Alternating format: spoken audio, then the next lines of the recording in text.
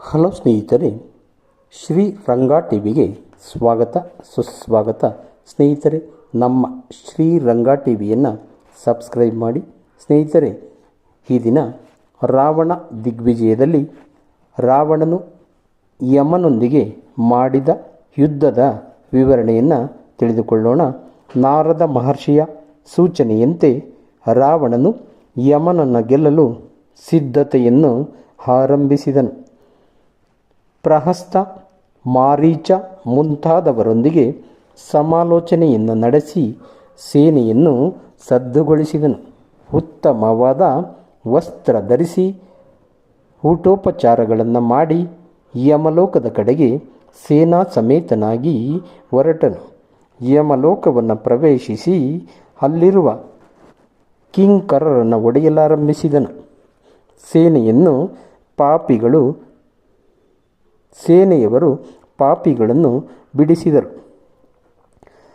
ಪಾಪಾತ್ಮರು ರಾವಣನ ಎದುರಿಗೆ ಯಮದೂತರು ತಮಗೆ ಕೊಡುತ್ತಿದ್ದ ಚಿತ್ರಹಿಂಸೆಗಳ ಬಗ್ಗೆ ತಿಳಿಸಿದರು. ಕೆಲವರನ್ನು ವೈತರಣಿ ನದಿಯಲ್ಲಿ ಮುಳುಗಿಸಿದರೆ ಮತ್ತೆ ಕೆಲವರನ್ನು ಕಾದ ಕಬ್ಬಿಣದ ಕಂಬಕ್ಕೆ ಅಪ್ಪಳಿಸುತ್ತಿದ್ದರು. ಕೆಲವರನ್ನು ಹರಿತವಾದ ಆಯುಧಗಳಿಂದ ಚುಚ್ಚಿ ರಕ್ತ ಮಾಂಸ ಹೊರಬರುವಂತೆ ಮಾಡುತ್ತಿದ್ದ ಯಮದೂತರನ್ನು ರಾವಣನ ಸೇನೆ ಓಡಿಸಿತು. ರಾವಣನು ಹಾಗೂ ಸೇನೆಯವರು ಮುಂದೆ ಸಾಗಿದಾಗ ಪುಣ್ಯವಂತರಿರುವ ಸ್ಥಳ ಬಂದಿತು. ಅಲ್ಲಿರುವವರು ದಿವ್ಯ ವಸ್ತ್ರ ತೊಟ್ಟು ಉತ್ತಮ ಊಟ ಮಾಡಿ ಸುಗಂಧವನ್ನು ಲೇಪಿಸಿಕೊಂಡು ಆನಂದದಿಂದ ಕಾಲ ಕಳೆಯುತ್ತಿರುವುದನ್ನು ರಾವಣನು ಕಂಡನು. ಯಮನಿಗೆ ರಾವಣನ ಸೇನೆಯ ಆಕ್ರಮಣದ ಸುದ್ದಿ ತಿಳಿದಾಗ ಕ್ಷಯನೆಂಬ ಸಚಿವರೊಡನೆ ಕಾಲದಂಡವನ್ನು ಹಿಡಿದು ಯುದ್ಧಕ್ಕೆ ಬಂದನು. ಯಮನ ಬಾಣದಿಂದ ಹತರಾದ ಪ್ರಹಸ್ತ, ಮಾರೀಚ ಮುಂತಾದವರು ಅಚೇತನರಾದರು. ರಾವಣನು ಗದೆ, ತೋಮರ, ಖಡ್ಗ ಮುಂತಾದ ಆಯುಧಗಳೊಂದಿಗೆ ಯಮನೆದುರಿಗೆ ಬಂದನು. 400 ವರ್ಷಗಳವರೆಗೆ ಯಮಲೋಕದಲ್ಲಿ ರಾವಣ ಯಮರ ಯುದ್ಧ ನಡೆಯಿತು. ಭೂಮಿಯಲ್ಲಿನ ಯಮನ ಚಟುವಟಿಕೆ ನಿಂತು ಎಲ್ಲರೂ ಬಹುಕಾಲ ಬದುಕಿದರು. ರಾವಣನನ್ನು ಕೊಲ್ಲಬೇಕೆಂದು ಯಮನು ತನ್ನ ಕಾಲದಂಡವನ್ನು ಹಿಡಿದು ಬಂದಾಗ ಎದರಿ ಪ್ರಹಸ್ತ, ವಜ್ರದಂಷ್ಟ್ರಾದಿಗಳು ಓಡಿಹೋದರು. ಕಾಲ ಮೃತ್ಯುವು ರಾವಣನನ್ನು ಕೊಲ್ಲಲು ಅಪ್ಪಣೆ ಕೇಳುತ್ತಿದ್ದಾಗ ಬ್ರಹ್ಮನು ಯಮನಿಗೆ, ಯಮರಾಜನೇ, ರಾವಣನನ್ನು ಯಾವ ದೇವತೆಯೂ ಕೊಲ್ಲಲಾರನು. ನಾನೇ ವರ ಕೊಟ್ಟಿದ್ದೇನೆ. ನಿನಗೆ ಕಾಲದಂಡದ ಎದುರಿಗೆ ಯಾರೂ ಬದುಕಿರಲಾರೆಂದು ವರ ಕೊಟ್ಟಿದ್ದೇನೆ. ಹೀಗಾಗಿ ಈ ಯುದ್ಧದಿಂದ ಪ್ರಯೋಜನವಿಲ್ಲ.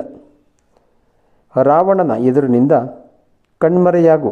ನಾನೇ ರಾವಣನನ್ನು ಹೇಗಾದರೂ ಮಾಡಿ ಮರಳಿ ಕಳಿಸುವೆನು ಎಂದು ಹೇಳಿದನು. ರಾವಣನು ದಿವ್ಯಾಸ್ತ್ರದಿಂದ ಹೊಡೆದಾಗ ಯಮನ ವಾಹನ ಮಹಿಷ 10 ಯೋಜನೆ ಹಿಂದೆ ಸರಿಯಿತು. ಅದೇ ಸಮಯದಲ್ಲಿ ಯಮನು ರಾವಣನ ಎದುರಿನಿಂದ ಮರೆಯಾದನು. ರಾವಣನು ತನಗೆ ಹೆದರಿ ಯಮನು ಓಡಿದನೆಂದು ತಿಳಿದು ವಿಜಯೋತ್ಸವ ಮಾಡುತ್ತಲೇ ಲಂಕೆಗೆ ಪ್ರಯಾಣ ಬೆಳೆಸಿದನು. ಆದರೆ ಯಮನು ಹಿಂದೆ ಸರಿದಿದ್ದನ್ನು ತಿಳಿದು ಉಳಿದ ದಿಕ್ಪಾಲಕರಿಗೆ ಬಹಳ ದುಃಖವಾಯಿತು.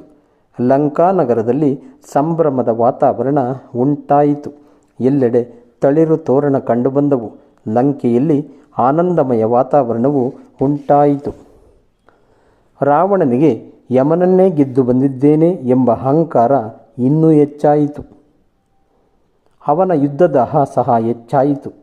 ರಾಕ್ಷಸರು, ನರರು, ದೇವತೆಗಳು ಯಾರೇ ಆಗಲಿ ಅವರೊಂದಿಗೆ ಯುದ್ಧ ಮಾಡುವ ಆಸೆಯನ್ನು ಹೊಂದಿದನು. ಧನ್ಯವಾದಗಳು ಸ್ನೇಹಿತರೆ. ನಾವು ರಾವಣನು ಯಮನೊಂದಿಗೆ ಮಾಡಿದ ಯುದ್ಧ ವಿವರಣೆಯನ್ನು ಕೇಳಿದ್ದೇವೆ. ಸ್ನೇಹಿತರೆ, ನಮ್ಮ ಶ್ರೀರಂಗ ಟಿವಿಯನ್ನು ಚಾನಲ್ ಸಬ್ಸ್ಕ್ರೈಬ್ ಮಾಡಿ. ಜೈ ಹಿಂದ್, ಜೈ ಕರ್ನಾಟಕ, ಜೈ ಶ್ರೀರಾಮ್.